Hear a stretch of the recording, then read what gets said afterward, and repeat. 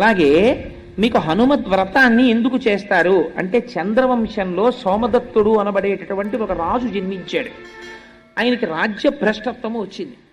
రాజ్యమును ఆయన యొక్క శత్రువులు యుద్ధంలో ఓడించి తీసుకుపోయారు.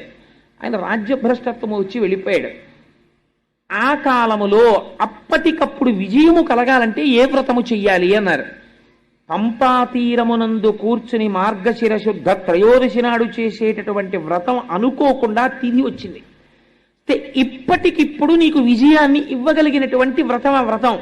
మరి ఎలా ఇప్పుడు పంపాతీరానికి వెళ్ళడం అంటే నీకేం భయం లేదయా, నువ్వు ఇక్కడే కూర్చుని ఉండు, నీకు కలశలోకి పంపాతీరమును ఆవాహన చేస్తాం అని ఆ రాజుతో వ్రతం చేయించారు. చేయిస్తే ఆయన పరమభక్తి శ్రద్ధలతో వ్రతాన్ని చేశారు. చెయ్యగానే హనుమ యొక్క అనుగ్రహం కలిగింది. హనుమ యొక్క అనుగ్రహం కలిగి విజయాన్ని పొందినటువంటి